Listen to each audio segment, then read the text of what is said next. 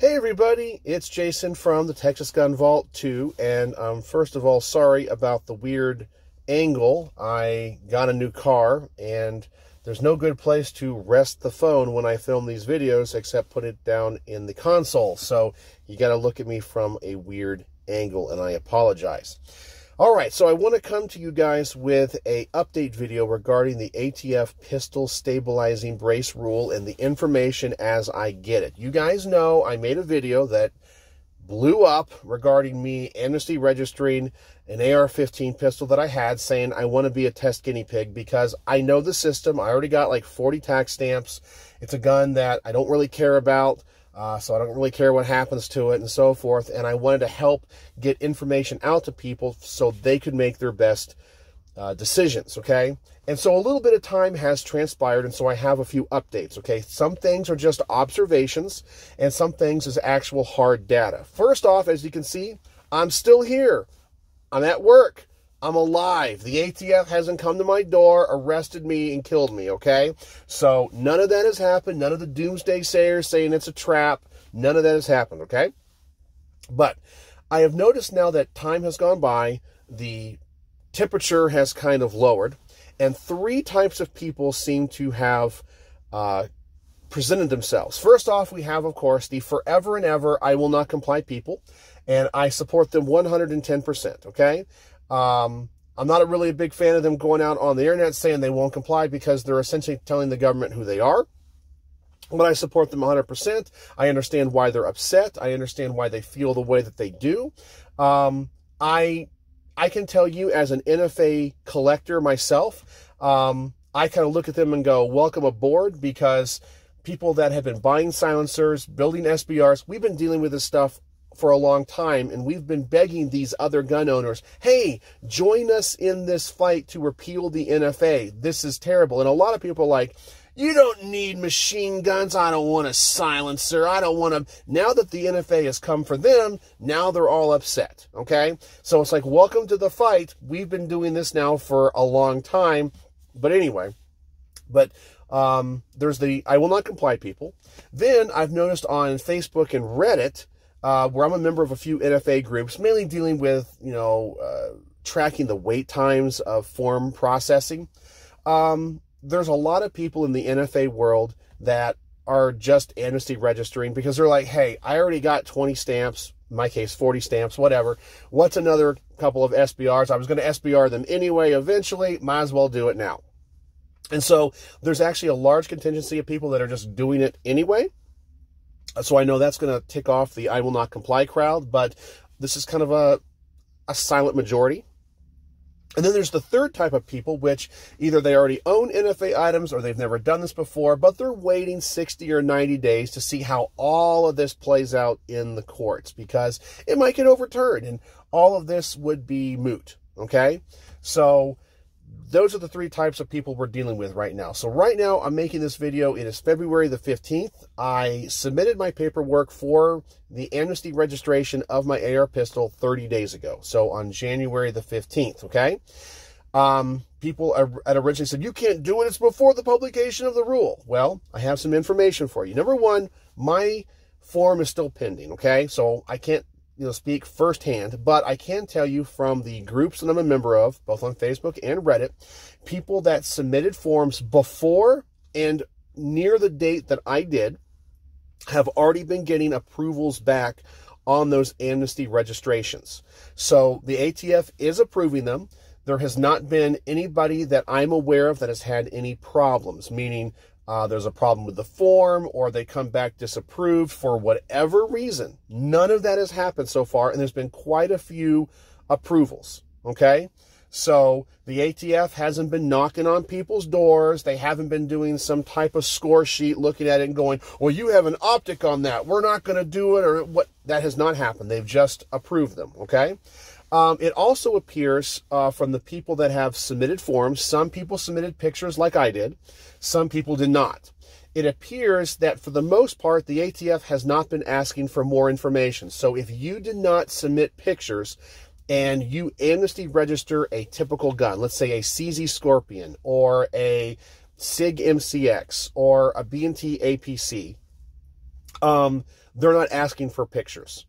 Because they already know what those guns are. It appears that the only time they ask for more information is if it's a home-built gun, like a 80%er or something like that, or it's a model or make that they might be unfamiliar with, something kind of rare, or something that they don't think a pistol stabilizing brace could be attached to. So like if you Amnesty registered, let's say, a Smith & Wesson M&P 9, okay? We typically don't see those with pistol stabilizing braces.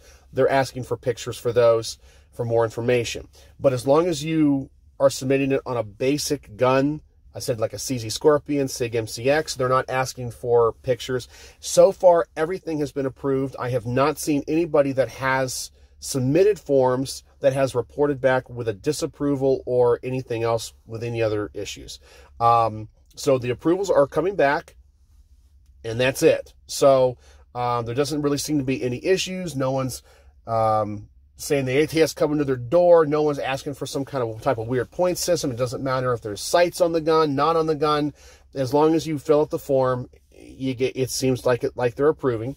They're all being approved though with a condition, because at the bottom it says, there's a box that says approved, and then in parentheses it can say with these following conditions. It comes back, it says with conditions, see attached form, and it just says as per rule, whatever the number is for the ATF pistol brace rule.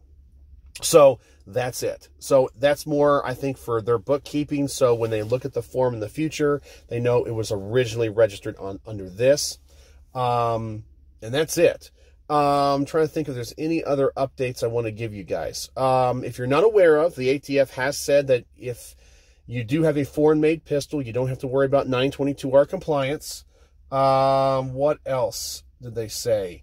I really think that's about it. There's no other main issues, except the approval times are coming in all over the place.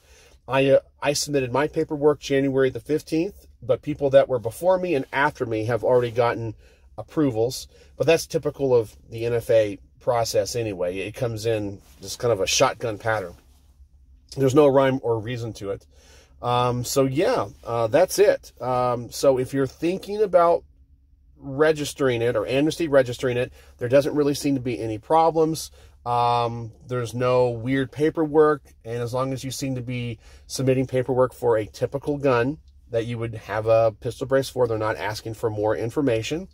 Going forward in the future, the big unknown is if this does get overturned in the court, let's say in 60, 90, or even beyond that, what will happen to these approved forms? We don't know yet. So they might get revoked, which if that's the case, you would just have to put the pistol stabilizing brace back on it. Or who knows, maybe because it was registered, it will last in perpetuity. We don't know. That's just one of the unknowns. But that's the update. People are getting approved. There's no problems. ATF agents aren't going door to door collecting guns. No one's being arrested as a felon. You've admitted to a felony. None of that's happening.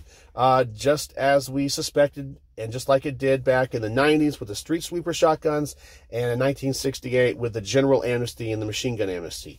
There's really no issues. As I said, I support you if you don't want to comply, but I would say, looking at the reactions online now that the temperature has kind of lowered a little bit, I would say that a majority of people fall into the two camps of they're either already in the NFA world and they're just going to go ahead and amnesty register it because they were going to register these pistols anyways, SBRs eventually, or there's people that are like, I'm going to wait it out. And then if it looks like it's going to go through in 60 or 90 days, I'll do it.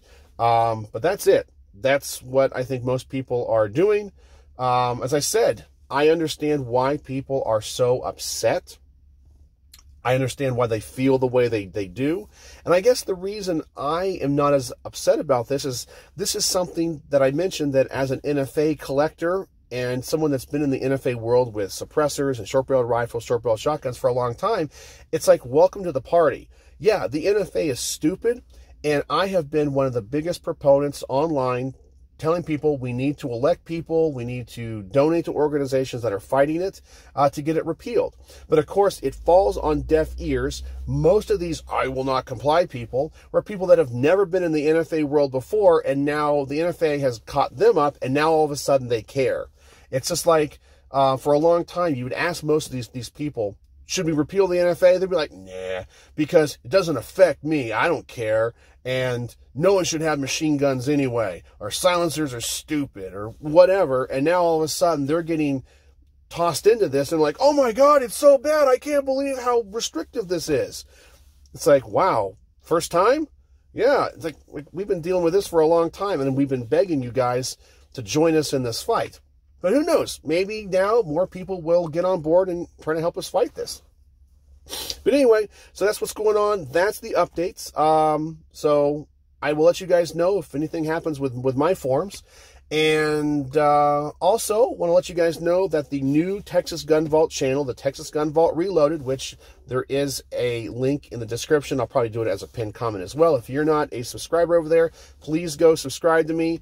You guys know that YouTube apparently had issues with my old channel for some reason. I'm like the most G-rated channel in the firearms world, and I was part of the Great Gun Channel Purge. So we've started to reload everything, or re-upload everything over at the Texas Gun Vault Reloaded, going through all of my videos that I'm 100% sure YouTube doesn't have a problem with. And I'm releasing 3 or 4 over there a day, trying to get through my whole library. Everything is super organized. Actually, I kind of like it a little bit more. But obviously, I lost 42,000 subscribers, and I've only gained about 1,000 back. But that's the way it goes, you know. I'm not stopping this. But if you're not a subscriber over there to the Texas Gun Vault Reloaded, please think about going over there and joining me there. And all my other information for my Instagram, Facebook, Rumble channels, and all that is in the description as well. So that's the update. Let me know if you have any questions. And if you guys have any updates, share them with me, and hopefully I can share them with others. So, as always, thanks for watching.